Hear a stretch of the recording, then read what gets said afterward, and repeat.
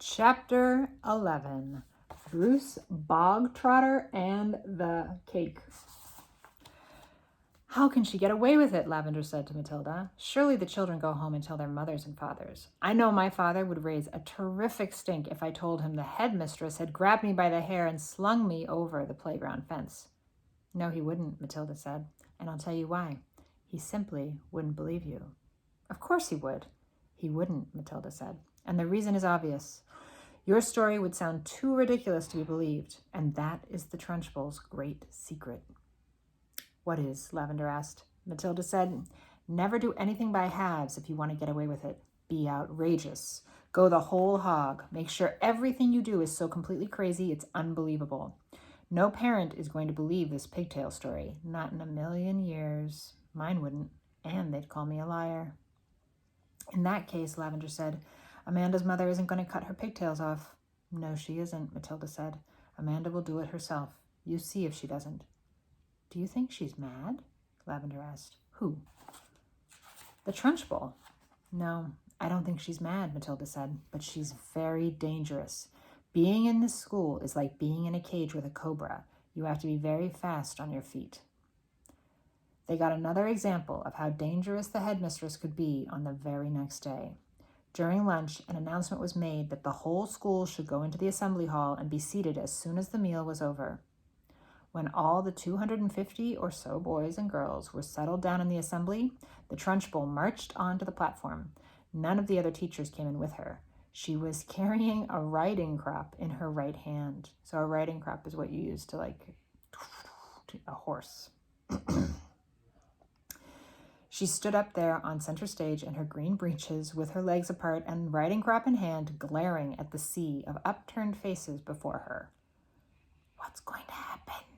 Lavender whispered. I don't know, Matilda whispered back. The whole school waited for what was coming next. Here she is. Look at that. So angry.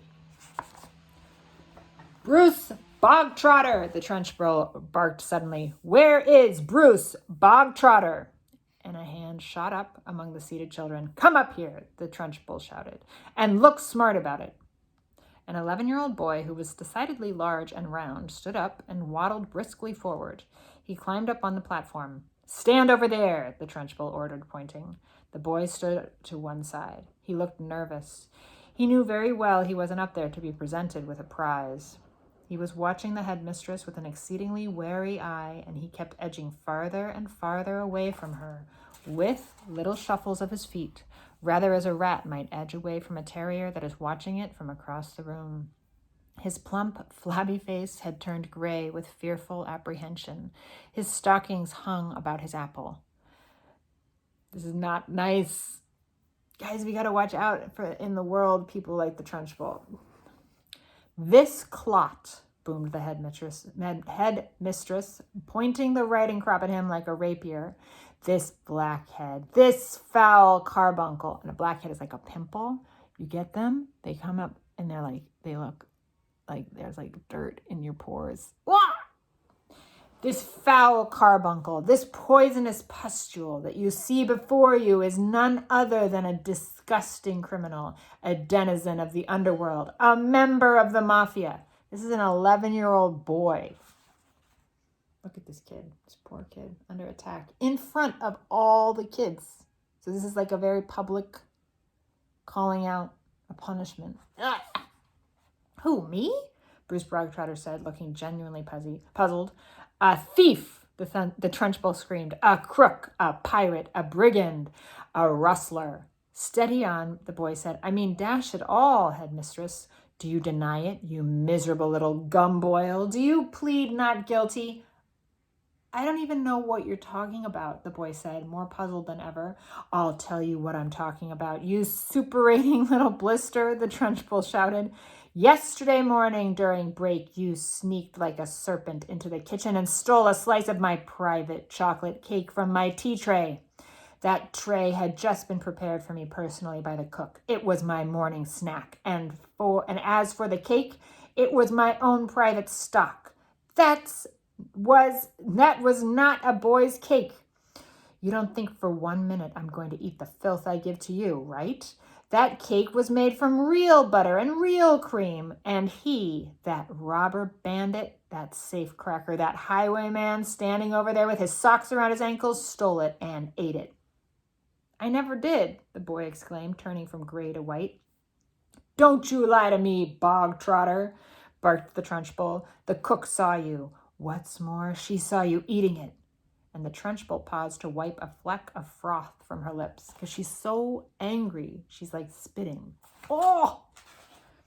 When she spoke again, her voice was suddenly softer, quieter, more friendly, and she leaned towards the boy, smiling.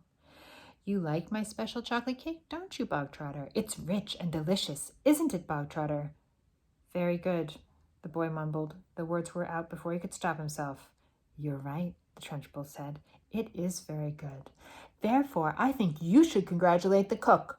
When a gentleman has had a particularly good meal, Bogtrotter, he always sends his compliments to the chef. You didn't know that, did you, Bogtrotter?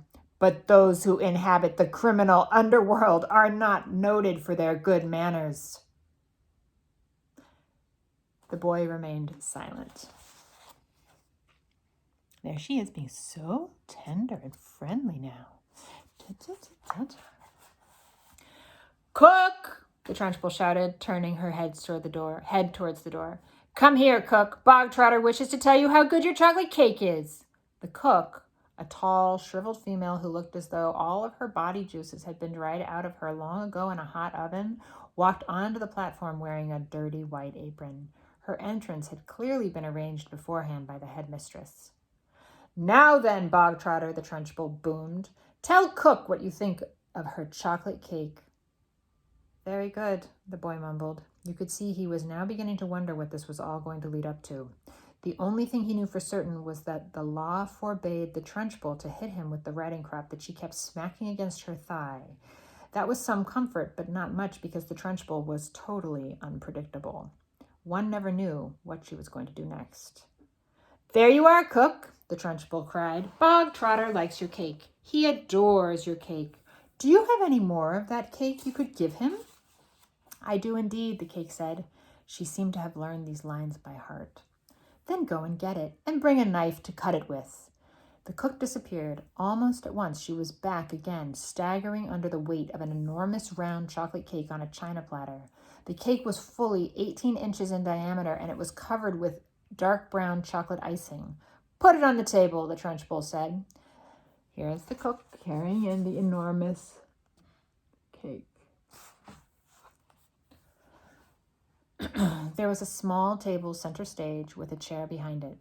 The cook placed the cake carefully on the table. Sit down, Bogtrotter, the Trunchbull said. Sit there. The boy moved cautiously to the table and sat down. He stared at the gigantic cake. There you are, Bogtrotter, the Trunchbull said, and once again her voice became soft, persuasive, and even gentle. It's all for you, every bit of it. As you enjoyed that slice you had yesterday so very much, I ordered cook to bake you an extra large one, all for yourself. Well, thank you, the boy said, totally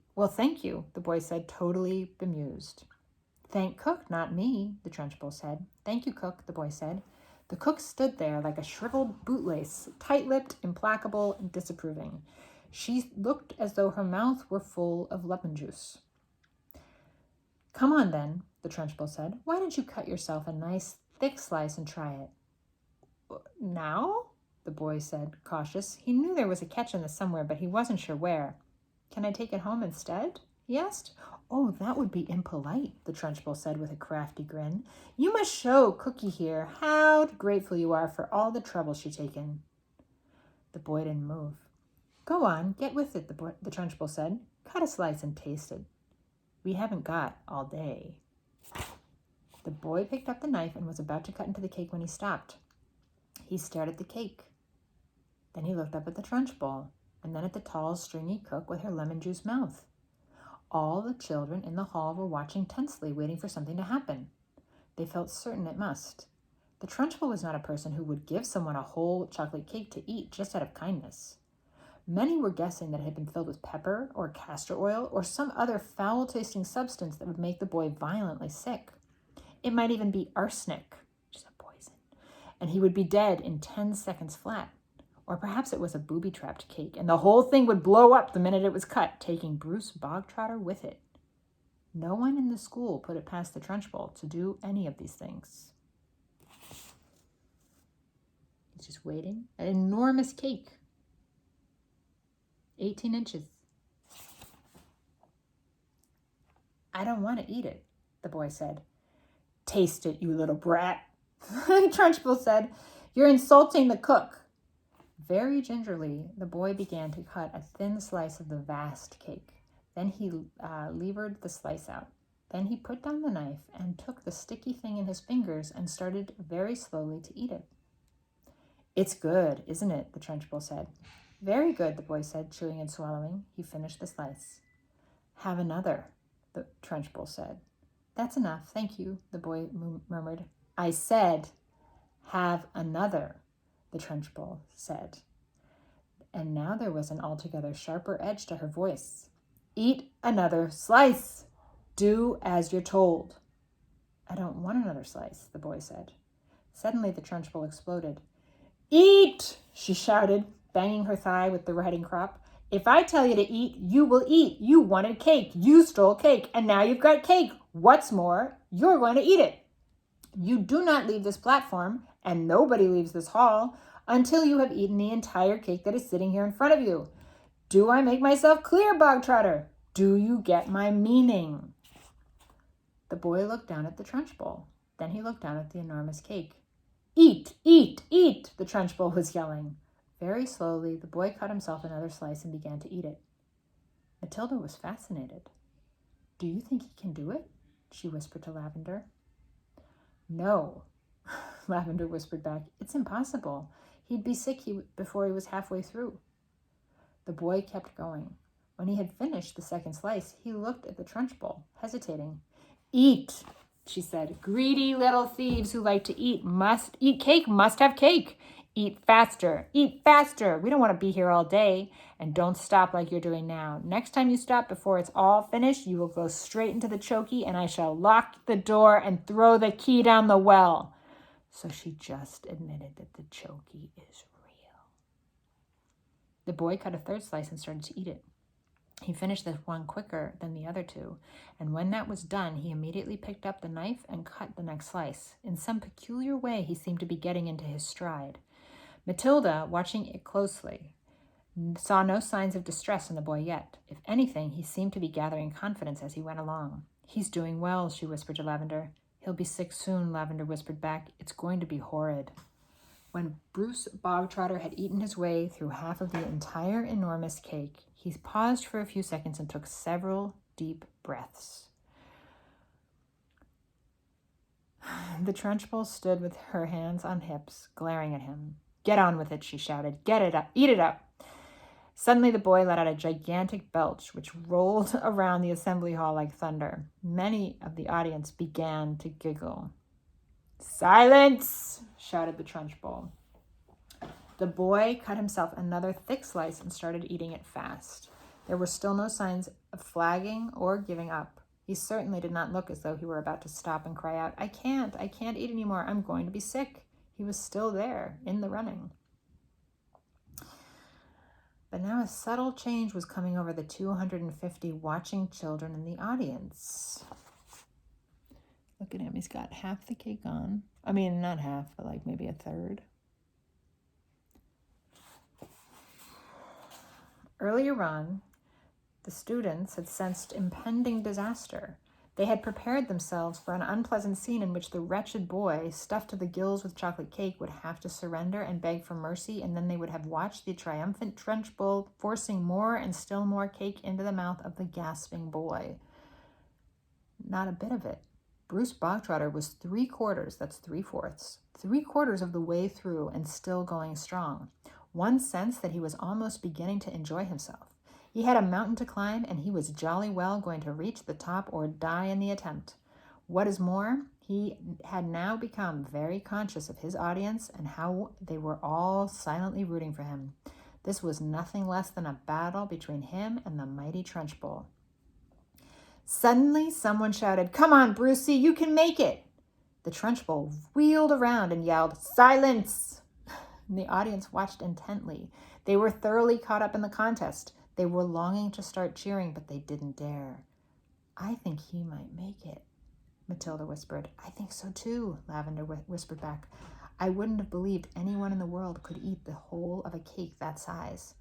"The Trunchbull didn't believe it either," Matilda whispered. "Look at her. She's turning redder and redder. She's going to kill him if he wins." The boy was slowing down now. There was no doubt about that. But he kept pushing the stuff into his mouth with the dogged perseverance of a long-distance runner who has sighted the finishing line and knows he must keep going. As the very last mouthful disappeared, a tremendous cheer rose up from the audience, and the children were leaping onto their chairs and yelling and clapping and shouting, "Well done, Brucey! Good for you, Brucey! You've won a gold medal, Brucey!" But I fear that excitement is just going to drive the Trunchbull to new depths of cruelty. What is she going to do? This did not turn out the way she thought it would. The Trunchbull stood motionless on the platform. Her great horsey face had turned the color of molten lava, red hot, and her eyes were glittering with fury. She glared at Bruce Bogtrotter, who was sitting on his chair like some huge, overstuffed grub, replete, comatose, unable to move or speak. A fine sweat was beading his forehead, but there was a grin of triumph on his face. Suddenly, the Trunchbull lunged forward and grabbed the large, empty china platter on which the cake had rested. She raised it high in the air and brought it down with a crash. Right on the top of the wretched Bruce Bogtrotter's head, and pieces flew all over the platform.